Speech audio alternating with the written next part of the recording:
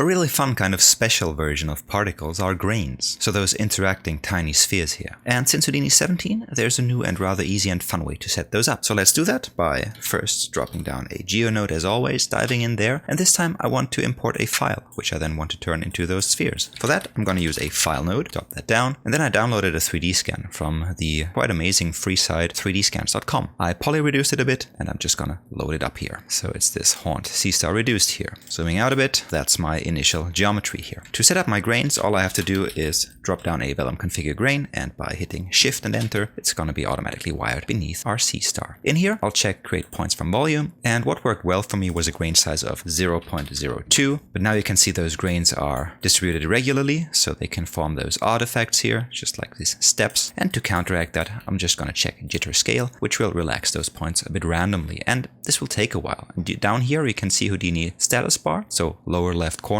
you can always see what Houdini is doing. And if it's doing something that you don't want, and it takes too long, just hammer escape and it'll stop. Also, if there's something taking forever and you rather want to dial in parameters and don't want to recook the whole setup, which can sometimes take time, you can always switch from auto update to manual update, for example, down here. Okay, configured my grains. Now let's drop down a vellum solver like this. Again, shift and enter to wire it up, wiring in those 3 slots here. And we have a bunch of free tutorials on vellum, so you might want to consult them, as well as a premium course. Just going to give you a quick rundown here. Going to dial back the constraint iterations. For grains, we don't need them, as well as the smoothing iterations. However, we're going to need a few substeps. Let's use 16 substeps here. That's just a setting for grains. Grains is a bit special case for vellum. Also, in the simulation tab, I want to increase my cache size to maybe 25 gigabytes, depending on how much RAM you have in your machine. And I want to check the ground plane. So let's just enable the ground position. And yeah, that is looking fine. So let's zoom out a bit and just go to frame 100 and let this simulation run. Again, you can see what it's doing down here. It's going to take a while. If you want to cancel this, just hammer escape. So after a few minutes, we arrive at this here. Let's just toggle real time, reset this, and let it play once.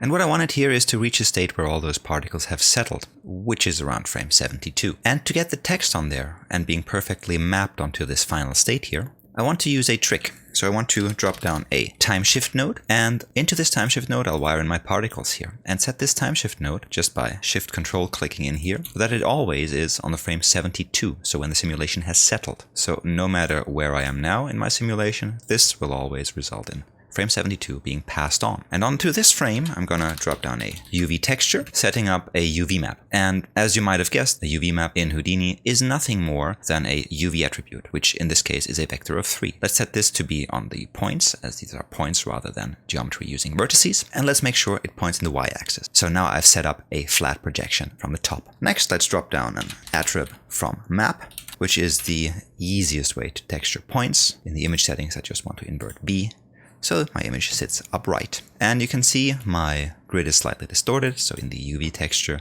let's dial in the scale, maybe like so, just eyeballed it. Next, in the attrib from map, I don't like this test texture here. I'd rather select something nice, so I'm just gonna select this garish Entagma logo here, hit accept, and in the attrib from map, let's maybe scale it. And contrary to what you'd think, the scale is actually the repetitions, so the higher this number, the smaller my actual image here. Let's translate it so it sits a bit more centered, maybe like so. Okay, so this is the final state I want to reach. Let's just move this over here.